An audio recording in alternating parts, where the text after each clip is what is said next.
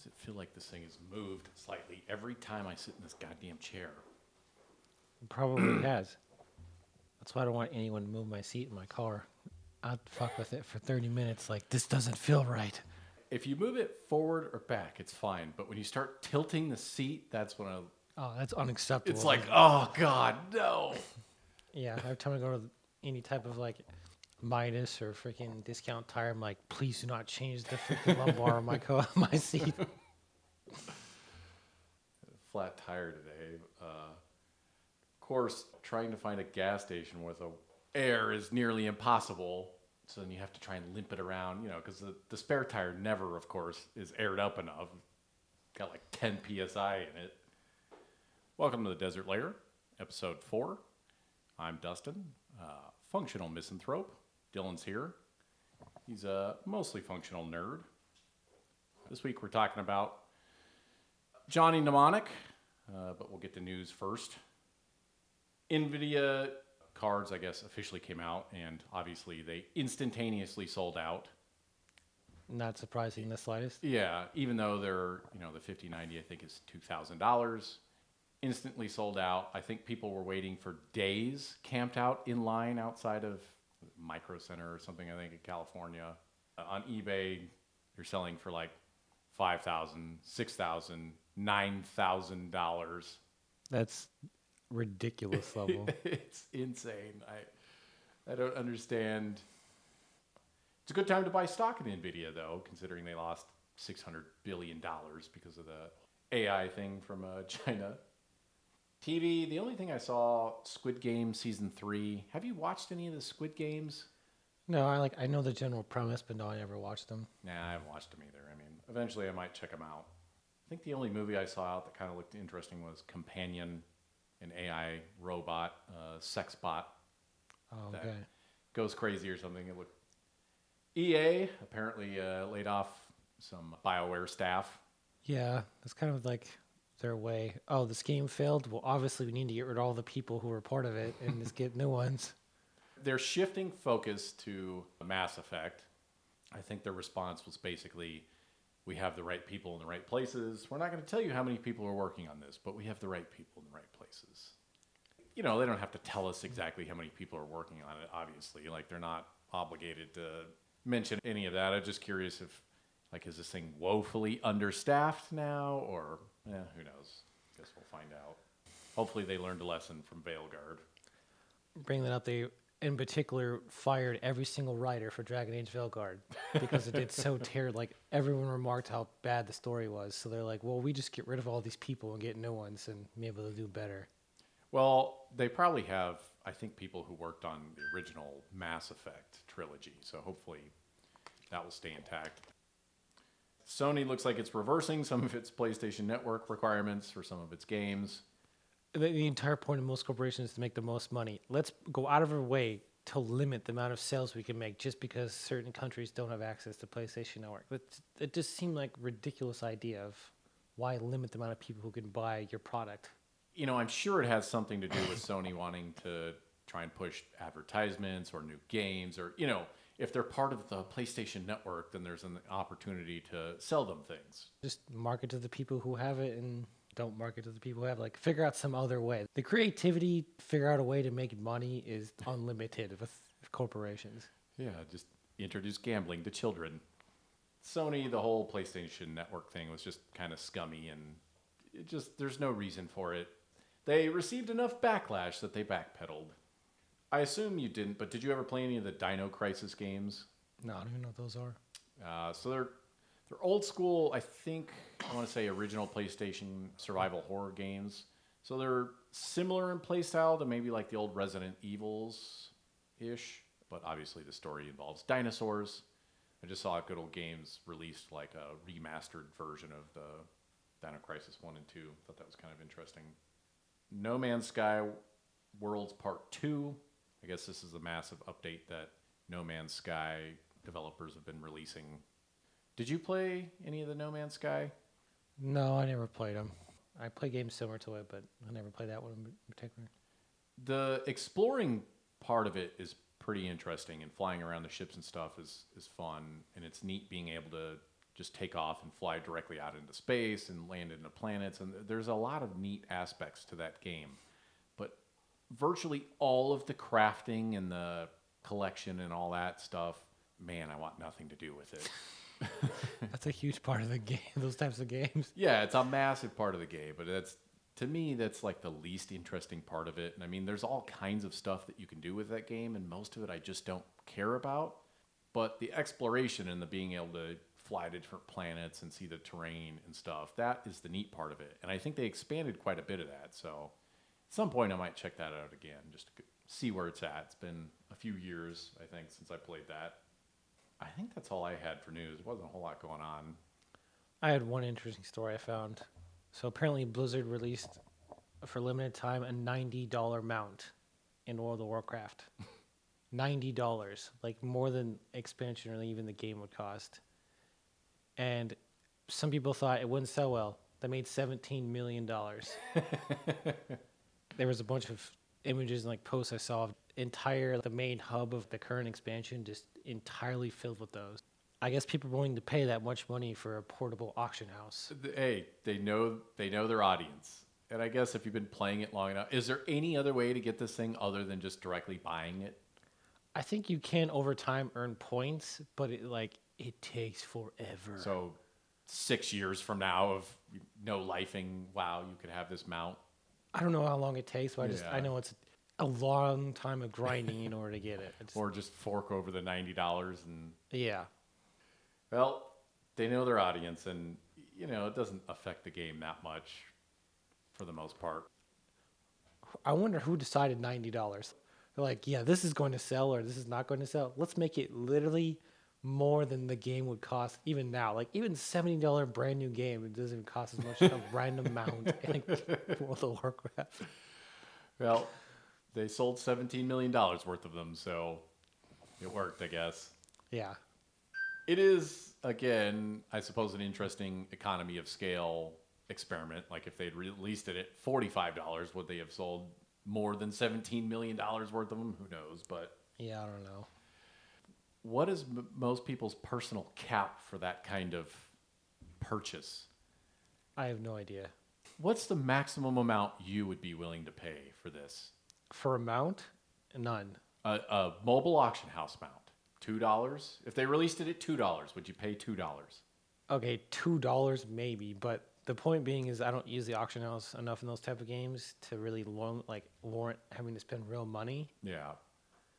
But I mean, I guess those people who really care about that sort of thing, of a big part of why they play is to control the auction house. I could see it being nice to have instantaneous wherever you go having access to the auction house. Yeah, again, I'd be interested to see what most people's cap is. If they had released it at $120, would they have sold the same number of them? It's the same thing how I feel about okay, here's the base game for $60. Here's the digital deluxe for $70. Here's the collector's edition for $250. That's never worth it to me. Well, you're also kind of a minimalist too. For you, having all the extra goodies and all the box stuff, you could care less, right? It's just more junk you're eventually going to throw away. So yeah, it's just going to sit in my closet, or I'm just going to give it away. I get that. I think you were on the right track, though. Of it would be interesting, at least, to sit in on the meeting, the pricing meeting. How badly can we bend people over for this mount? I seriously wonder, Or does AI just decide now? They just use ChatGPT. ChatGPT, how much money are our neckbeard players willing to pay for this? I'm going to ask ChatGPT after we're done. How much money can they get away with charging? Anything else? No, that was it. All right. Get into this movie? Yeah. So this is Johnny Mnemonic, 1995. Directed by Robert Longo. Longo, I'm sure I'm saying that guy's name right. I want to read the credit or the intro crawl. Second decade of the 21st century. Corporations rule. The world is threatened by a new plague. NAS. Non-age statement whiskey? Nerve attenuation syndrome. Fatal epidemic. Its cause and cure are unknown. The corporations are opposed by the low-techs, a resistance movement risen from the streets. Hackers, data pirates, guerrilla fighters in the InfoWars. The corporations defend themselves. They hire the Yakuza, the most powerful of all crime syndicates. They sheathe their data in black ice, lethal viruses waiting to burn the brains of intruders. But the low-techs wait in their strongholds, in the old city cores like rats in walls of the world. The most valuable information must sometimes be entrusted to mnemonic couriers, elite agents who smuggle data in wet-wired brain implants. So I want to talk about the visuals of this movie first. The Blu-ray looks pretty good. I think it actually looks really good on film. The film gives this a nice gritty texture, gritty look to this on the Blu-ray. Weirdly, they released a black and white version of this, like a Blu-ray, a black and white only version, I think. The director was trying to get it remastered or re-released, and it was easier to convince them to color grade black and white or something. I don't know. But his thought process was that the movie would be good in black and white. Personally, I don't think so at all. Like, this is not a black and white movie, and I don't understand how you came to that conclusion. Yeah, I was like, isn't this movie about the future, like, high-tech type of stuff? There are some old movies, Metropolis, like one of the oldest being that have sort of a futuristic, and maybe that's where his inspiration came from, some of these movies. I just don't think this movie works black and white at all. Like, it's not that kind of a movie.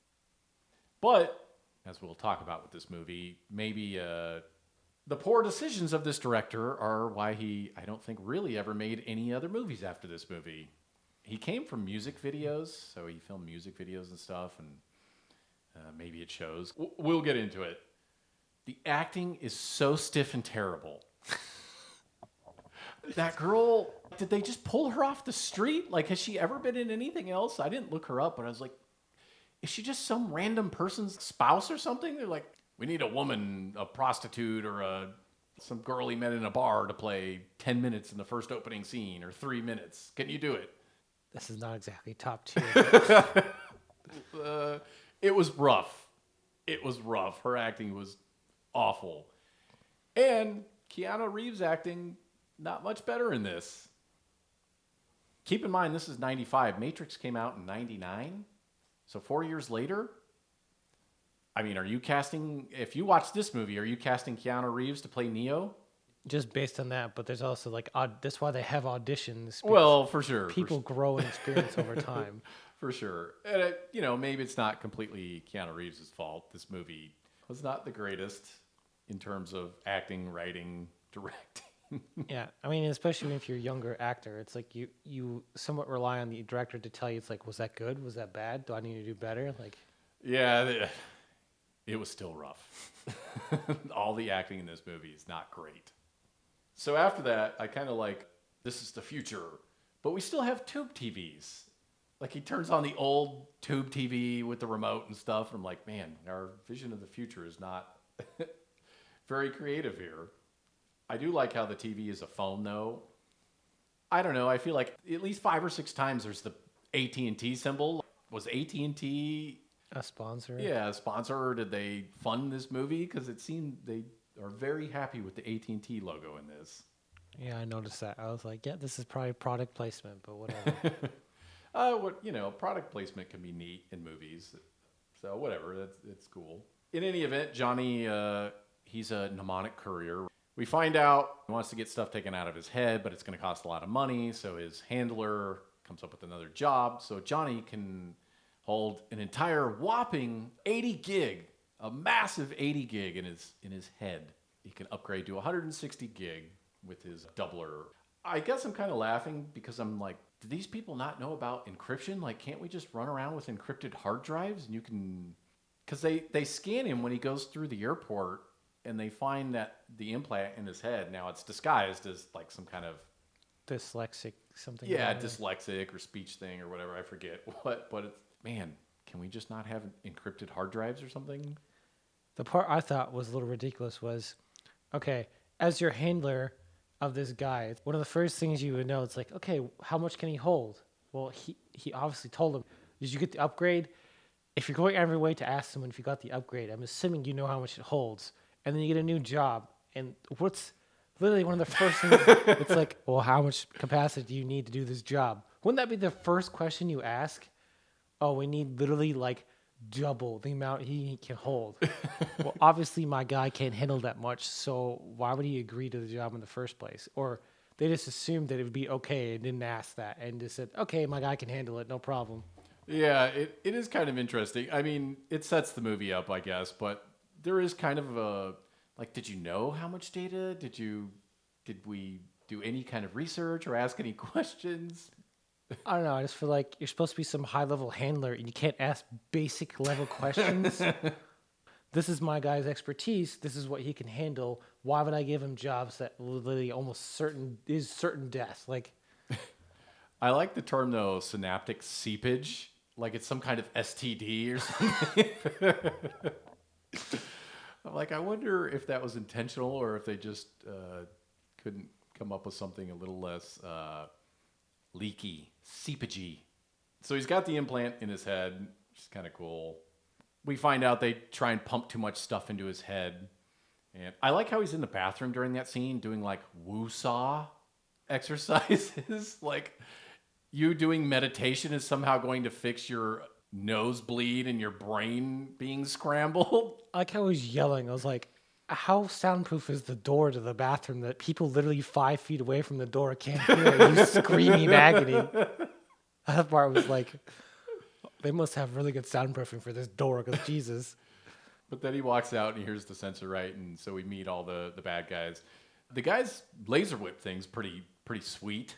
Obviously, this came out before the Cyberpunk game, but the moment I saw that, I was like, wow, this is exactly what the Cyberpunk freaking like monowire is. So I guess we should backpedal, but keep in mind, this is a story, or it's a movie based on a story written by the guy who wrote Neuromancer, so William Gibson. Mm-hmm. So, like I was telling you during the Cyberpunk, pretty much everything that comes out of that novel is in the Cyberpunk game. Even though Mike Pondsmith says he never read any of those books. So the Black Eyes, all that, I'm telling you everything, even I don't know.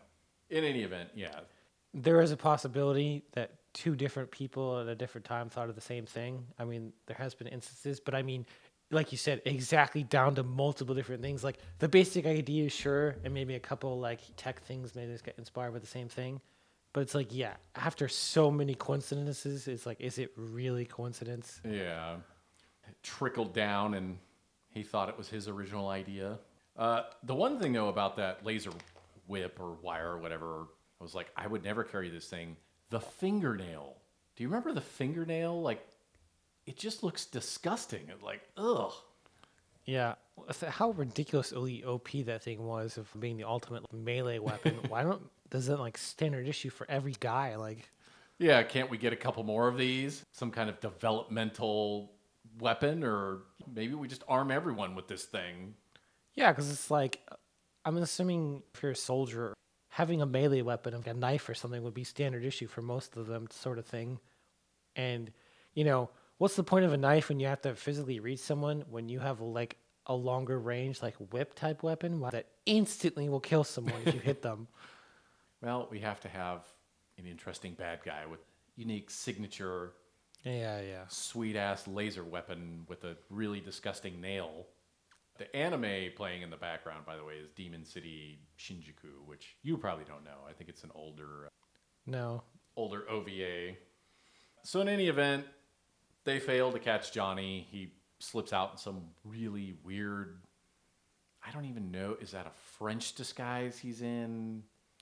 Yeah, I don't know. He just like pulls it out to like. Asian? I don't even know what it is exactly. But I mean, you could definitely see like, he's more of a professional, having motion sensor and taking things a little more seriously. I guess the part that I'm wondering was just the part where they upload him and he's literally like like you could just see the engineers is like, these guys are actually really smart. They designed this. Don't they understand of like how this works? If this guy looks like he's about to die. Shouldn't we, stop or something? I mean, they seem a little inept when we meet them. Like, maybe they're smart engineers, but, they have no idea about how any of this actually works. They're just the brains, so who knows. But Yeah, I don't know. Just So they fail, and we go back to the Pharmacom headquarters, and we meet Beat Takeshi. So you probably don't know who this is, I assume. no. I just use his character name. Yeah, well, so Takeshi Kitano, the boss who Laser Yeah. Whip Guy meets with in his office or whatever. So Takeshi Kitano is a really big celebrity in Japan. He does talk shows. He's a comedian, and he actually made some movies and stuff as well. He's made quite a few movies, a good 10, 12, somewhere in there, maybe 15. I've seen quite a few of them. My favorites, though, he has some from the early 90s that are really, really good.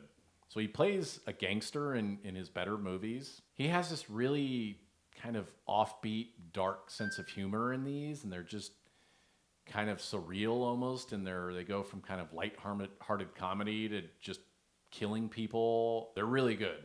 His best movie, in my opinion, Sonatine, was a complete and utter flop in Japan. Like, they hated it. It didn't do very well. And then they released it to international markets after a French guy basically begged them to release the movie. And then it was an international hit. I think the main thing, though, is that you had Takeshi Kitano, and you did almost absolutely nothing with him. Like, this character does almost nothing really that's interesting throughout the movie. Yeah, he only has like a few scenes or whatever, and then he just goes to die or whatever. Just like, Yeah, there's a few scenes with him, and they use him, but I mean, I guess because some of it's in Japan, and these are Yakuza, maybe he came up, and that's why they used him. But to me, you have this guy who's done all this awesome stuff, and this is what you do with him. It's just disappointing. His office looks pretty sweet. I guess I skipped over all the visual stuff. I was supposed to talk about that and got caught up on the black and white. yeah. So I like how this movie looks on film. I think it looks pretty good. It has a nice gritty texture to it, the graininess from the film. But I like all the locales, so the hotels that they're in. That one with the giant fishbowl when he walks in is pretty neat. Takeshi Kitano's office, it's almost like a lobby that he's in his office. Then like the low tech area where it's just like, dude, the city super nice, and then the slums where there's garbage in just like everywhere. It's really driving home. These people are just so dirt poor and with what they have compared to the rest of the city. What are you talking about? That looks like a standard East Coast city. Philadelphia, some rat hole back east. That's standard fare. But even all the trash looks pretty good, like when they're walking through the cities and stuff. The club that they go in is neat looking, all the different costumes and the lighting and stuff is kind of cool. I really like the super 90s janky old video game looking internet. Yeah, I thought that was interesting. It was just the control, but like having those gloves and the visor thing. And it's Yeah. like they do all those hand motion things. It's interesting. It's pretty neat. I thought it was neat. I really like the way it looks. I mean, it looks janky, but again, it has that 90s video game look to it, and that's pretty neat. I like that. What was that space TV show that came out in the '90s too? The main character was John Sheridan, and it had those like spaceship. Babylon 5? Yes, I don't know, just that whole internet vibe and like the way it felt. It just felt like the space thing was similar, but I don't know. It was just the vibe. It wasn't. It almost reminded me more of like Reboot, the cartoon Reboot, the fully animated one. Did you ever watch Reboot? No, I didn't. No. It's good, man. Gotta watch Reboot. When they walk in to heaven or to meet Jones or whatever, all those TVs, like that stack, that column, that tower of TVs, that's a pretty cool motif, and it's in other stuff. Other stuff pays homage to that. Cowboy Bebop has a scene where they have TVs stacked up like that. The Nier game, Automata, has that stack of TVs, and I think there's a couple other things too that I can't remember. But even if they're not exactly the same, that's a motif, kind of stack of monitors, stack of TVs or whatever, that a lot of other things have done. That's cool, and I also like the giant visor when he's there connected to him. That's pretty neat looking too. Someone made a background of that that's almost like a mixture of Ghost in the Shell and that giant helmet that he's got on. It's pretty neat. I like the way this movie looks. It looks pretty good. Johnny runs, gets away. We meet Takeshi Kitano. He talks to his handler, and then his handler sets him up again, basically. And he gets away, and then we're introduced to Ice-T as J-Bone or T-Bone or whatever the hell his name. He looks completely ridiculous in this. The thing he has on all this head stuff or whatever. And These goggles. Yeah, he's got an anarchy sign because that obviously is what he needs to have as leader of the Low-Techs. I really wish they would have just called him T-Bone throughout this movie. The main character, Jane, that chain link. I was going to mention that. Out of all the things you could possibly wear, you wear something from like medieval times. It's like what you decide to wear. How is this a shirt? Yeah, exactly. I do like how it talks about her being the most upgraded version for like the bodyguard, but then the spider, the doctor guy, was like, "Yeah, you may have specs, but dude, you're already showing signs of the disease where hands are starting to shake, and you're not full control." Was that like another reminder of Cyberpunk, where like the more upgrades you get, it's just the more unstable you could possibly be. Well, and in this movie, they're trying to say that all technology is what's causing their nerve attenuation syndrome. Yeah, the chain link shirt though is like, man, I wonder how many times filming this movie her hair got caught in that thing, just like yanked her around. Yeah, and like if it's directly on her skin, that's literally like metal links. I was like, dude, that cannot feel nice on your skin when you're wearing that. We're talking some chafed nipples too. Like, are you wearing pasties or something? What's going on here? Yeah, that was a super weird choice. Some stuff happens. They get away again. And I like how they're going through the subway and Johnny's just like, I need a computer. I guess the future doesn't have computers just everywhere, anywhere. And they end up going to some random room in the basement or something where it's getting cobwebs and stuff. How is this upgraded to be able to Well, it's a computer shop. It does say it's a computer shop. Okay. But I like how he's naming off all these random parts and she's just grabbing them like she knows what all this stuff is. Like, aren't you hired muscle, but you somehow know all the computer and tech stuff? It gives you Netrunner vibes, though, doesn't it? Like these decks that they're building and jacking in and stuff. Like it's a Netrunner, right? Yeah.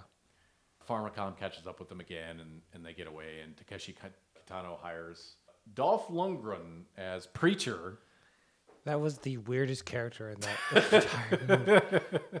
He had that like, I'm a religious fanatic, but I'm also super like teched out. Yeah, I was just like, I don't understand. I was like so contradictory because at least in Cyberpunk, you meet those monks or whatever who's like, we're religious.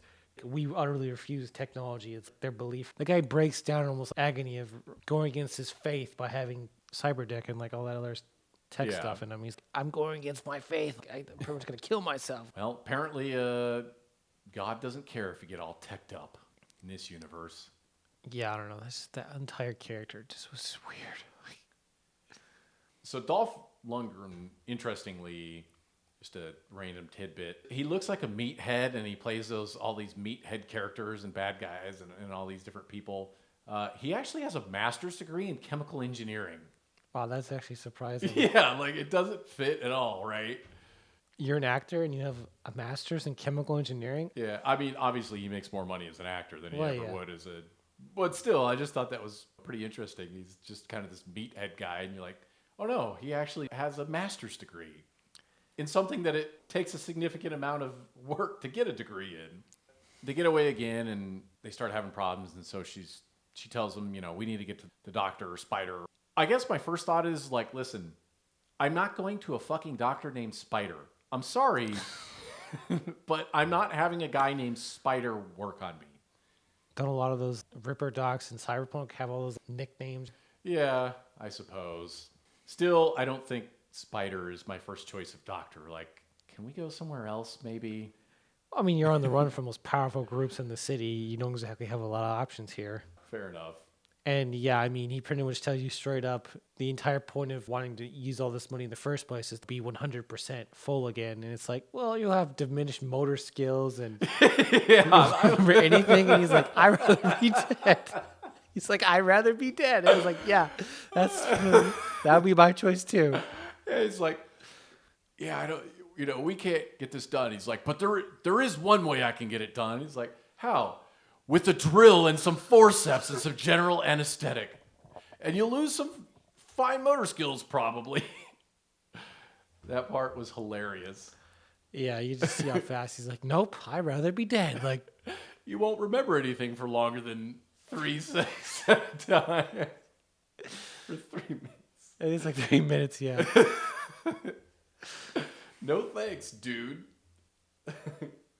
I like how the doctor, though, you meet him and he's kind of this super tech conspiracy theorist, even though this is what he does for a living. He works on tech, and Johnny starts talking to him, and he's like, information overload, all the electronics are poisoning us and doing all this. And he's like, this and this and this and this. And I'm like, so all this stuff is poisoning you, but you're still surrounded by it. What are you? They go to the hospital. The preacher guy comes again, and they get away from him. I like how they run him over with the truck. Oh, yeah, that part. On the way to the hospital, and he just kind of gets up, and he's like, Jesus! After they run him over. They go looking for the low-techs right after this. I think this might be one of my favorite parts in the movie. They go to the low-techs, and they're trying to get in, and they're waiting, and they're yelling down, and the guy's like, Lisp. The Lisp guy is yelling, or he's annoyed that people are yelling, and he's like, I like how they look out. They see that it's Spider's van, which is their ally, and someone that their boss is directly connected with, and he's like, I'm going to drop a bug on him. And at first I'm thinking, is this like a tracking device, a bug? No, he literally means a Volkswagen bug. Like, his thought is, as a practical joke, he's going to drop a flaming car on them. Like, I don't know, but I feel like at a certain point, like, maybe you have a conversation like, hey, I think we need to take Lisp off sentry duty. He keeps dropping cars on people. If that was me and you almost killed me for a joke, you'd be lucky if I didn't shoot you in the leg when I got up there. Yeah, like, what the fuck, dude? Why did you try and drop a flaming car on me? Yeah, I'd be yelling and be like, oops, I accidentally shot you. Oh, this is the joke. My bad. No problem, right? I like how they just leave it. To me, that's a... Listen, Lisp, we're going to need you to come into my office. We have to have a conversation. You can't just be dropping flaming cars on people, man. I also like how that's a weapon that they came up with. They can't direct the flow of the falling car, so it was hilarious. But then Johnny's reaction to this, like after this flaming car explodes, is he just has a complete meltdown. He just starts screaming on this pile of dirt. Yeah, well, how terrible it is. And it's like, ugh. And you just feel like, you see the completely defeated look, and he just sits down. And he's just like, oh my God. I like how he's, I want room service. I think that's probably the best part of the movie. Like, that scene is awesome. I just want my shirts pressed, laundered. So after, the commotion of this flaming car that's been dropped and blown up, T-Bone comes down and meets him. And I like how he asks about Spider, and she's like, well, he's dead. And he like, for a minute, he turns around and looks at the flaming car, and she's like, oh, no, not because of Which, again, just like, hey, man, maybe we got to take Lisp off sentry duty. This guy is a liability. So they get into heaven. I like how we build all this stuff up and built this from the street. I'm like, yeah, I can tell it's a disaster in here.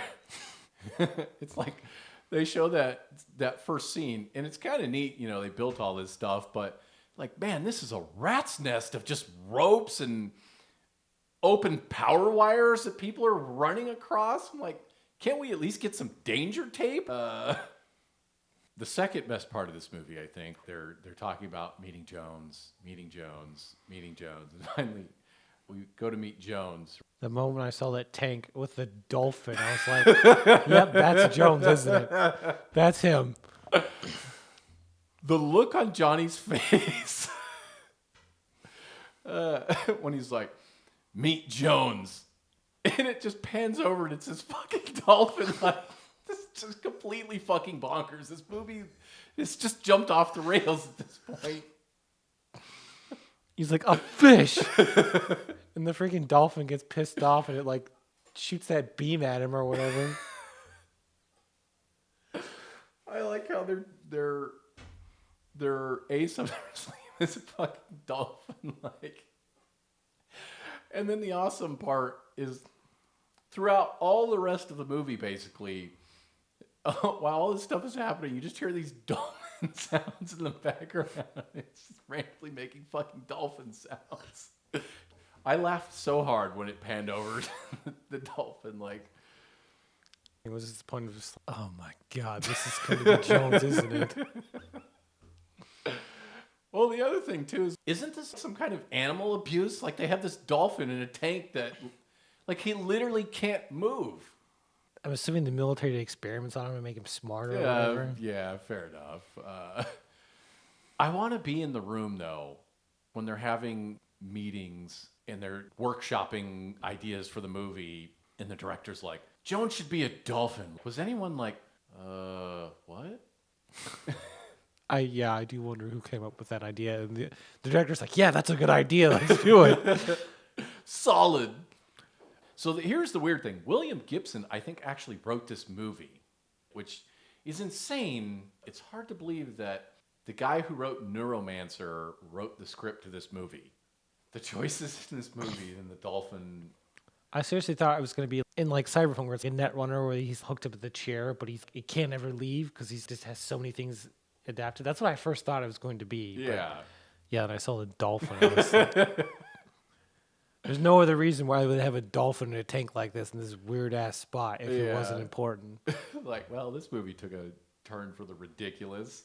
He understandably is a little apprehensive about letting a dolphin poke around in his brain, and they go through that, and then Pharmacom attacks, and we see Takeshi Kitano suddenly have a change of heart because of the AI woman, which again is super disappointing.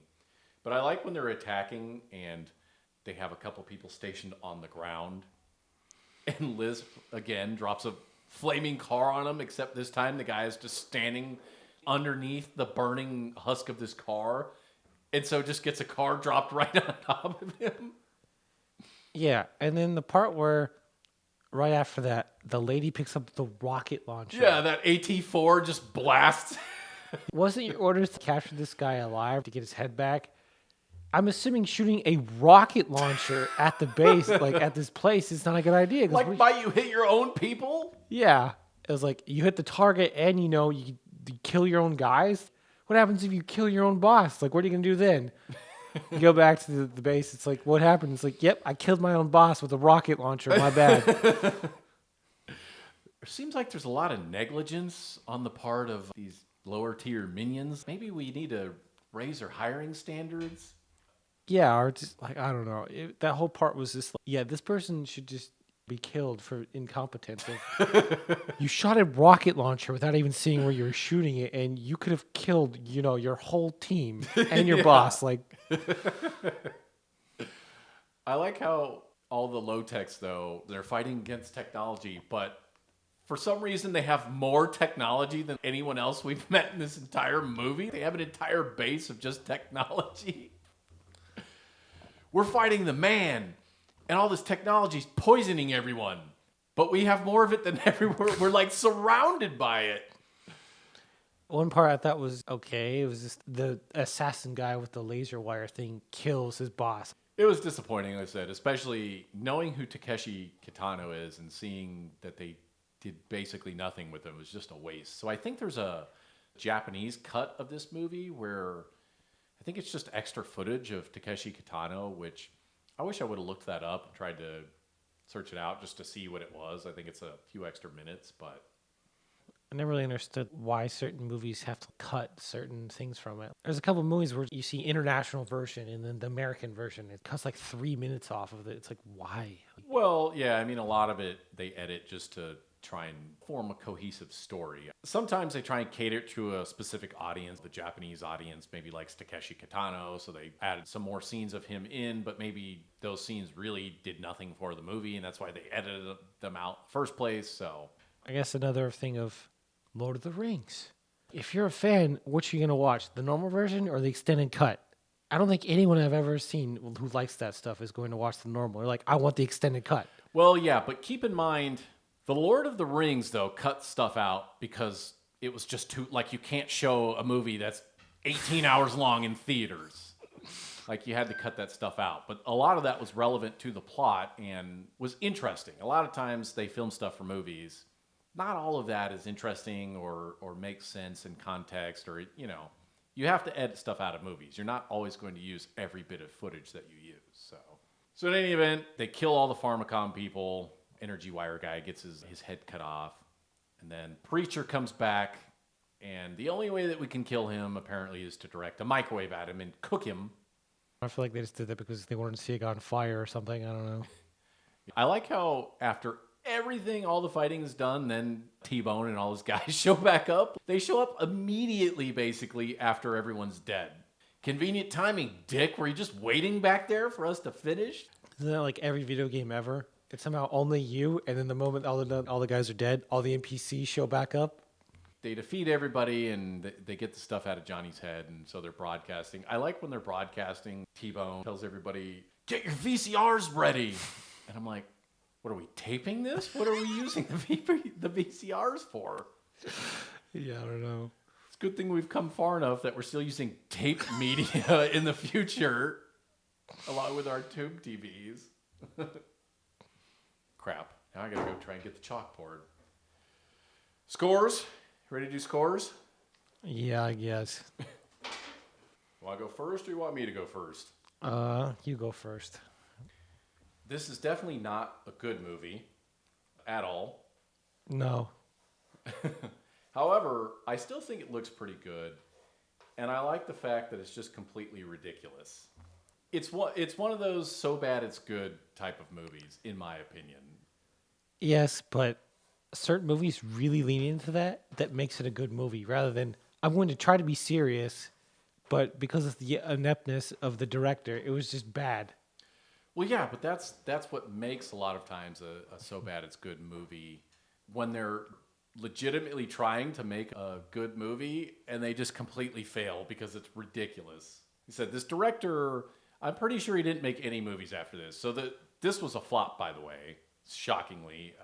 I forget what the budget is, but it lost money for sure. The budget was bigger than what they made at the box office. So I don't know that it did well on home media either. This movie was basically just a complete flop. But again, I like that it was ridiculous. I enjoyed some of the poor acting. I did like the way the movie looked. So I'm going to give it 3.5 out of 5. That is utterly shocking. 3.5 stars. Like I said, I like it. I like the way it looks. I thought it was funny. It made me laugh. Just how bad it was in a lot of cases. So 3.5. I'm going to go with 2.5. 2.5. All right. Below average. Like I said, it's so bad it's good. There's parts that made me laugh and just the ridiculous of it makes it go above a 2. And some of the visuals are interesting, but yeah, it was just...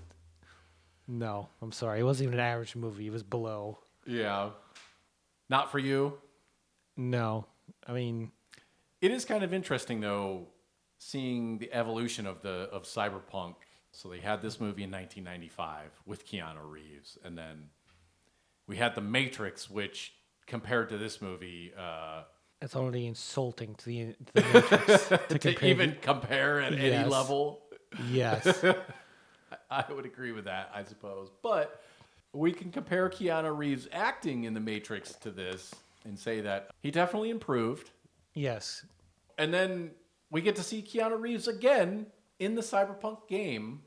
Kind of an interesting history he's had with this genre and all this stuff. So I wonder if that played into him getting the role for Cyberpunk 2077 at all. They definitely thought about this movie. Definitely thought about this movie. We need this guy. Oh, I mean, Cyberpunk. The technical issues aside, the story and the gameplay was all good. Yeah. Actually good, minus the technical difficulties at the beginning.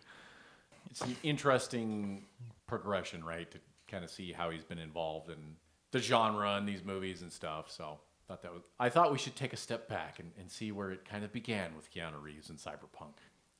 Yeah, I guess the biggest thing for me was seeing his progression of acting skills, but I mean, when you have a script that's written like this movie, it's hard to, what are you going to do, right?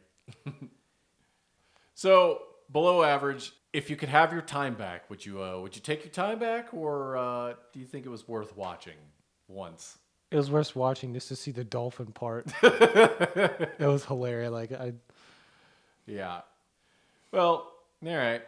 Next week, I want to watch a movie with Henry Rollins. So Henry Rollins is the guy who played Spider in this movie. Oh, okay. It's called He Never Died. I think it's from 2015. Not super related to this, other than it has Henry Rollins in it, and I actually have never seen it, so it looked interesting, and I want to check it out. So let's go ahead and do that next week. Okay. Anything else? No, that's it. All right. Later, man. Yep.